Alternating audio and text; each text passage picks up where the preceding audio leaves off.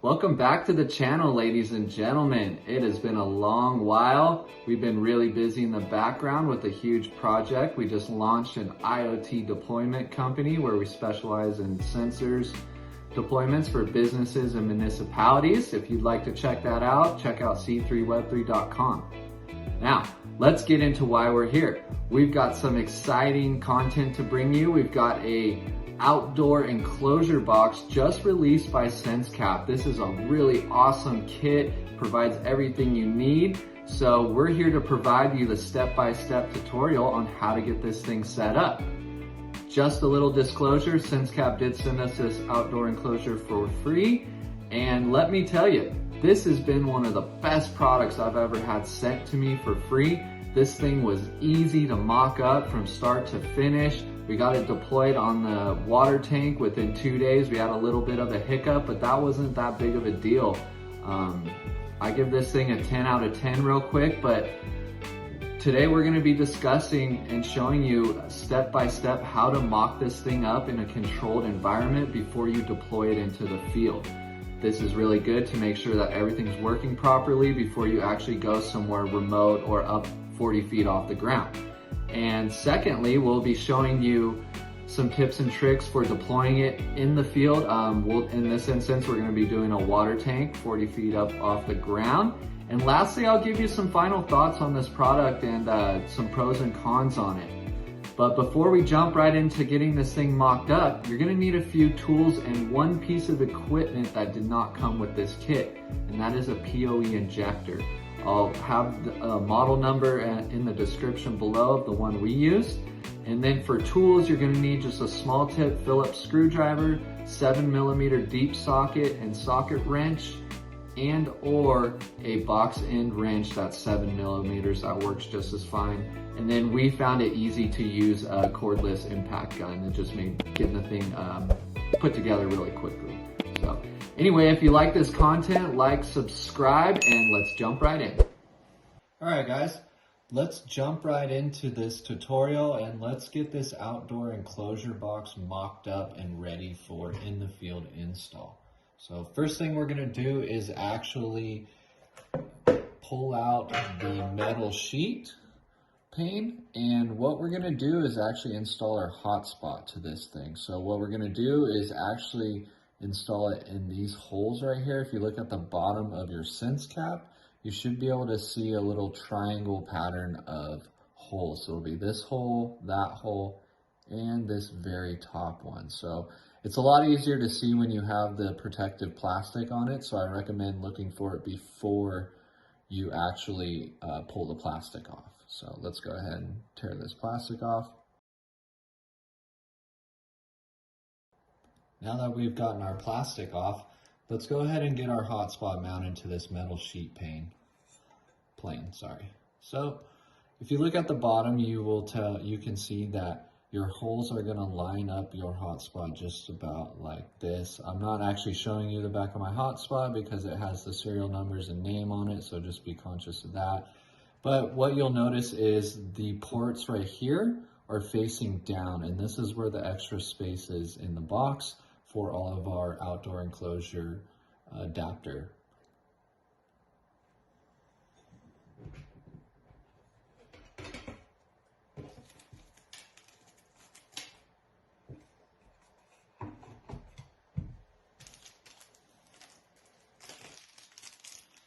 Go ahead and take these little black screws that are provided by SenseCap and get your smallest screwdriver you have. It's going to take a small one for all of this hardware, so find one now. I never fully tighten all of the screws all at once because this allows you room for adjustment. Sometimes holes don't line up exactly how they should. Once you have secured all the screws to your hotspot, you should have something that looks similar to this. So next step is actually going to be kind of tricky. Because we mounted the hotspot first, we actually will not be able to get this top screw in, but I saw no other way of doing this because I wanted to make sure I had at least 3 screws in the hotspot as opposed to the 6 or 8 that go into the metal plate. So that's why one is covered up here in the corner. Now that we have our SenseCap M1 securely fastened to the bottom of this plate via these 3 black screws provided in your package, it's time to mount our splitter. Now this is where the power is split from the PoE injector into power for the SenseCap, and then also a split for the data to continue to go into the Ethernet port right here. So your SenseCap package should have came with 2 splitters, and for this demonstration we're going to use the Type C, but just in case you're doing a Bobcat or a hotspot similar, there is also this type of splitter as well. So first thing we need to make sure we do, very important pro tip, is make sure that your Ethernet in port is facing down, because our other adapter right here, which is just a small little Ethernet pigtail, is going to be sitting right about here. So we're going to need to be able to clip into that.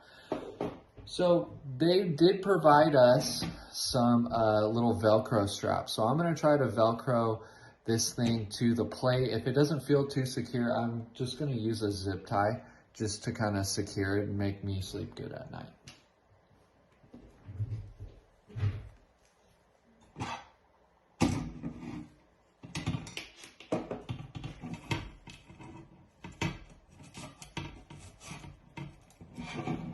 All right, that seems to go on pretty easy. All right, should be something like that.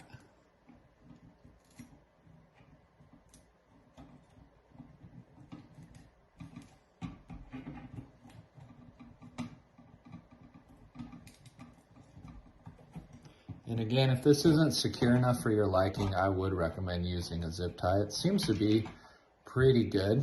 Doesn't seem to really be moving anywhere. So once you have the splitter in place, you then can go ahead and plug this into our port. So next step is getting this bad boy into the outdoor enclosure box itself. I'll show you a little pro tip. These screws right here, we need to put these in first before we actually place this plate into the box. That'll make life a lot easier, getting into this screw over here that's hard to reach with a screwdriver, and then the one up here on the top. Here to the metal plate, let's go ahead and place this plate inside of the box, but just remember to stage your screws out. See how I have them in there already? Get those in there beforehand. It's going to make it a lot easier actually fastening them. So it's pretty simple, just fits right in there, very snug, not too much play. So when you're screwing it in, make sure you're just going really easy at first.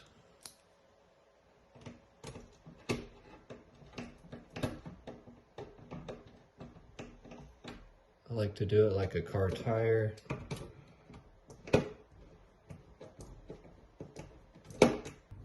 All right. Now we got all the screws nice and secured. Time to install our adapter ports down at the bottom of the box. So the very first port we're going to install is this Ethernet port. So what we're going to do is unscrew this cap and grab a screwdriver to pull this little rubber garment out.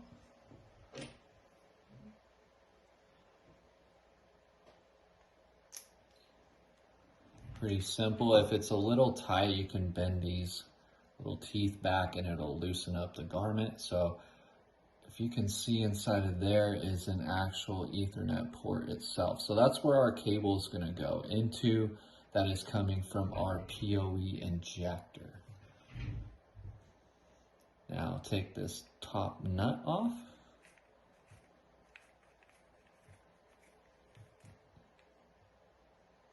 Pull it over the Ethernet connector and push her through. So this is made especially for this port, so it will not go anywhere else. And be sure you have the flat part down on the washer, which is this side.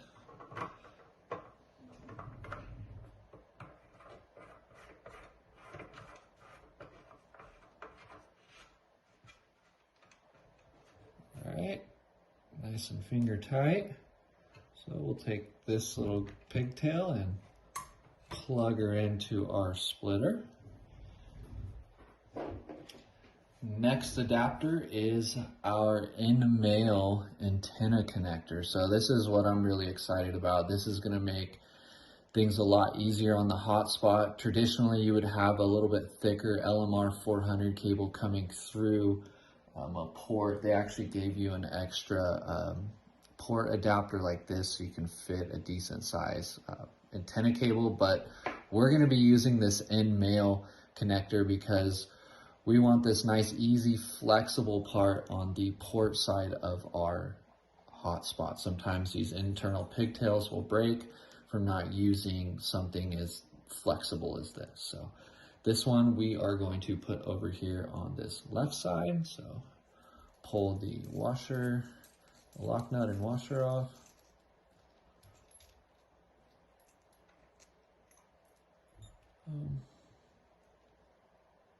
Feed that through there.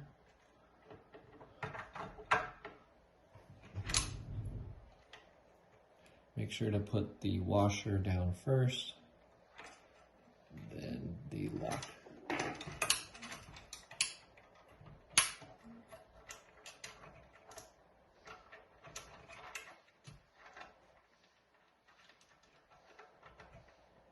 All right, come on.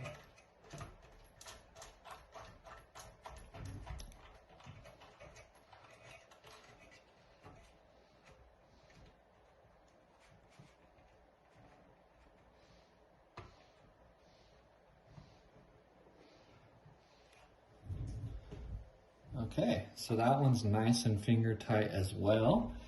Now we need to plug these holes up, and if you notice there's an actual breather valve port down here, and it has a little paper filter right here, so nothing can get in either. It's actually like styrofoam feeling, kind of feels plastic. So we got to plug these 3 ports up before we can call it good. Take one of our rubber grommets, place this right there. Second grommet right here. This is going to go right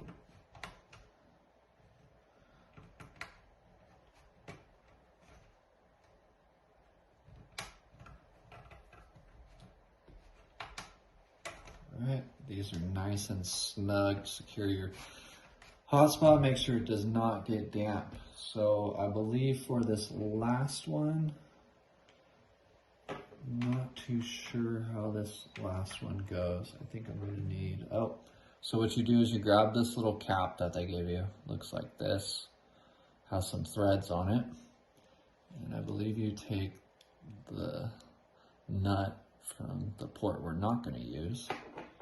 And what you do is push it through here and tighten it on the other side. So I'll give you a visual on that.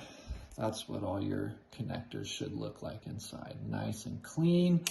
This is a beautiful box right here. I love how neat all of this is. It's going to make it really easy in case you do need to get up somewhere that's not very fun to be on, like a 10-foot ladder on top of a 30-foot water tank already. So I'm going to plumb this thing up. I'm going to get the Ethernet cable plugged in. I'm going to get this little pigtail plugged into the hotspot, and then I will check in with you guys in a second.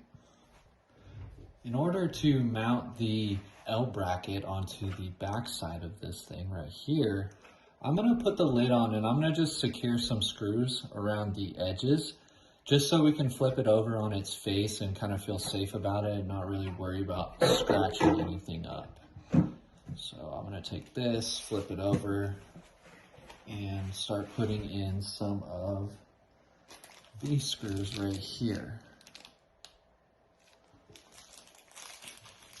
Now that we have our lid temporarily on with just a few screws, it's time to install our L bracket. So if you notice, there's 2 different sides. One side has 6 larger holes, and then the other side has 6 smaller holes. So this side right here with the larger holes is actually going to go on the back like this.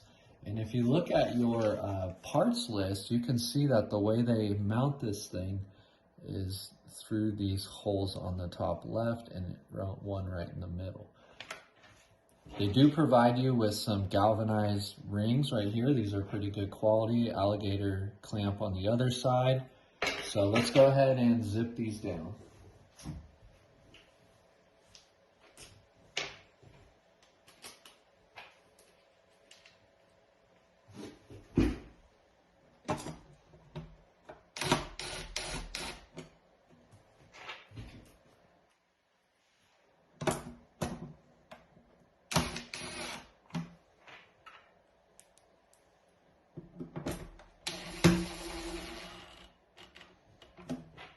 Only need to go until the split washer compresses itself. Should be tight enough.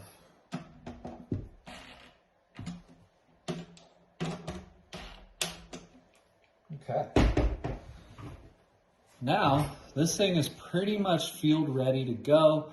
This bracket right here is where our D-rings will go, just like that. And this is where we're gonna put a pole right here in the middle. So before I let you go, what I'm gonna do is show you what it should look like. I like to do a mock-up test before I take it out into the field. So what I'll do is I'll test the injector and the splitter by just running an Ethernet cord right into this port right here to the hotspot. Make sure I can pair to it. It's got up and down link. So stay tuned. Before we do our PoE test, please note that in the following segment, I did not connect my cable and my antenna. So if you have that available, please do that now. They say you should not power your hotspot on ever without an antenna cable, but please note that I did have this hotspot on for 24 hours without an antenna plugged into it, but it's better to be safe than sorry. So connect your cable to the bottom of your box if you have an end male cable, or if you have your stock antenna available, you can use this too, just for a quick little test. So note that we have a lightning arrestor. These are really good to have. And then we also have a 6 dBi Rockland low profile antenna. So if you have any questions about this, leave it in the comments below. Now that we got our box all mocked up and ready to go, it is time for a test run. So right now we got our TP-Link injector, brand new. This thing we had to buy, this wasn't included. It was around 20 bucks on Amazon, got it in a few days, super quick. Here's a little reference, a little model number if you want to slow it down. So what we're gonna do to test this out is make sure the injector is working well with the splitter. So we have an Ethernet cable right here, and notice it doesn't have a boot on it, which is this little piece right here. This is gonna make it a little bit easier when you go to test fit it in here. And also a word to the wise. There we go.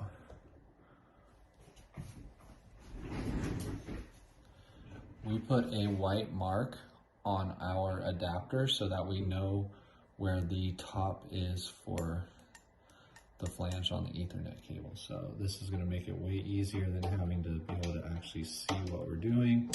Boom, click, it's in. So let's give this a few seconds and we should see some lights coming up on this hotspot. Once the hotspot is on, fully booted up, we'll be able to tell by the blue light blinking right here. That means it'll be ready to pair. Oh, there it goes, right there. So if we wanted to, we could pair to it right now, but as we can tell, it is coming online. Let's wait for our Ethernet port, should light up on either side.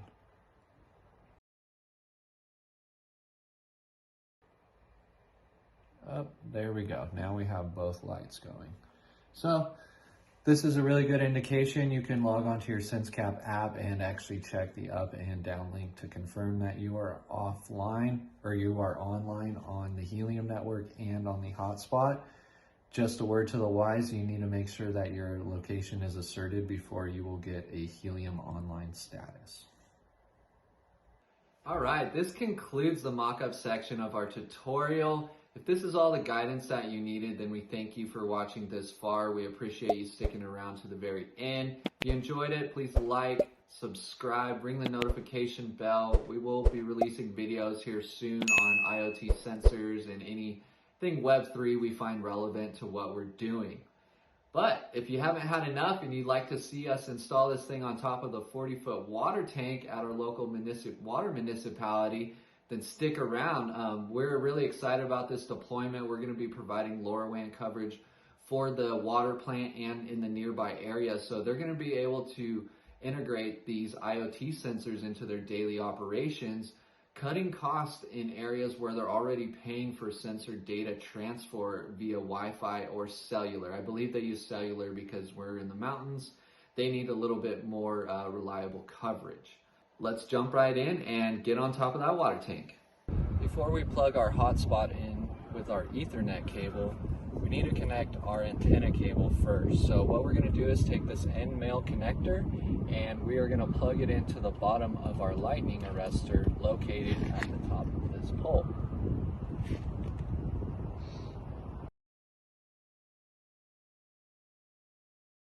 Right before we put this thing up on the pole, let's make sure that all of our connections inside are tight and secure to make sure that no water or any other weather gets inside. So make sure that your end cable connector is tight. Even if you're not using it, make sure that it is tight because you're going to need to have it on there. And then also your Ethernet port is tight. Give that a good wrench. And then also your plugs are tight. I'm going to give this a little extra mustard.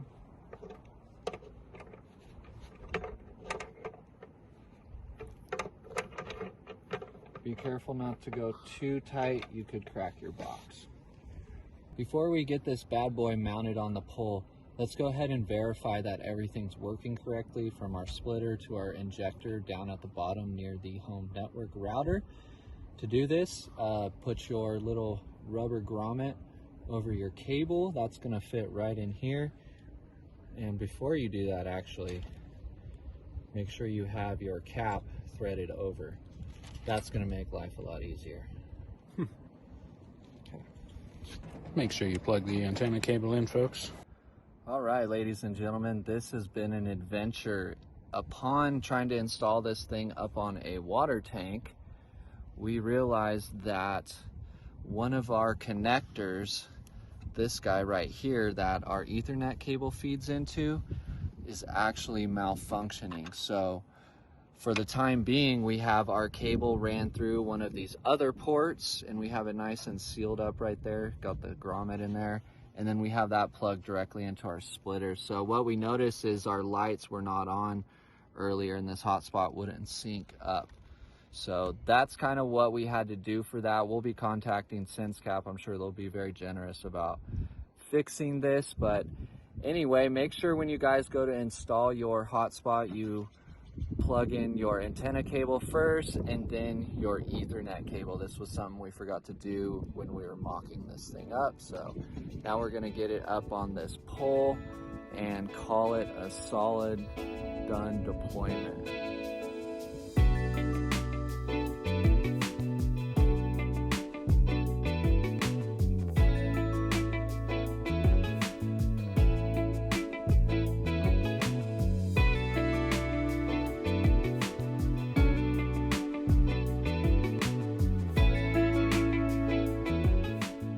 Right, ladies and gentlemen, here is the final product. We're all done.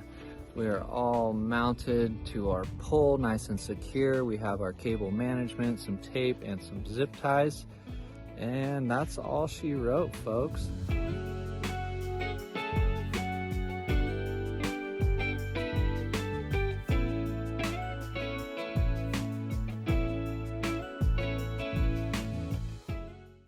First off, congratulations to making it to the end of this video. I know it was a long one. I know it wasn't hard to get all the way through, but we really appreciate you watching all the way through. We hope you were able to get your outdoor enclosure deployed successfully. Hopefully you're able to run a test before and then make the install in the field a breeze. If you run into any trouble, please contact us on Discord or Telegram or any of the other means that I will leave down in the description below. If you enjoyed the content, please like, subscribe. We will be releasing similar content here in the near future. So let's get into the review. First thing I'd like to say, I was really impressed with just when you receive the box, you get everything you need right there in the box minus the PoE injector. You open it up, all the hardware is neatly organized and bagged up for each section, because there is quite a bit of hardware. You don't necessarily need all of it, but there's more than enough pieces there to make your deployment happen. I was really impressed with the ports that were provided for the bottom of the outdoor enclosure. The end male connector was probably my favorite. This just allowed us to have a nice short cable and didn't allow any tension on the actual hotspot RP SMA connector, I believe it's called, on the hotspot itself inside of the enclosure. So the splitters that came with this thing were really great too. I love how you got the USB-C one, and you also got the 12-volt DC one that would run a Bobcat if you had to put one of those in there. I recommend using this thing for SenseCap M1. It was just so great how it just screwed right into the bottom of the hotspot. The plate sat in there nice and organized. The only thing I had to do was really add the Velcro strips around the splitter and then a zip tie for safe keepings. But other than that, this was a really great box. I would highly recommend it. We're gonna be ordering more for any sort of outdoor deployments we need to do. I did run into a little bit of trouble with the actual Ethernet port that goes on the bottom that we plug our cable into. I'm not sure if I just messed up when I was in the field and couldn't get that thing to work, but I ran a few tests and it was weird. The Ethernet cable coming from the main network was plugged into that port, and then the pigtail was plugged into the splitter, and in that process I was getting power but I was not getting data transfer, and I waited for quite a while and that never populated. So what I did was I just ran the cable through one of the other ports that they provided. This could have been an error on my side. I'm not pointing the fingers at SenseCap yet, but I will be talking with them, just figuring out maybe what the issue was on that. But otherwise, I had all the right stuff I needed to finish the deployment. So I give this thing a 10 out of 10. I really, really like this box. I have used other ones in the past, and I've also seen the horror stories on Twitter of people getting outdoor enclosures with the antenna on top of the actual box and finding those things filled up with water. So I really, really like this setup. I love the 8 to 12 screws that go around the bottom. I feel really confident about leaving a $400 to $500 piece of equipment inside of there. So that concludes my review. If you'd like to check out any more videos, subscribe to the channel. Again, my name's Jake, and thanks for tuning in.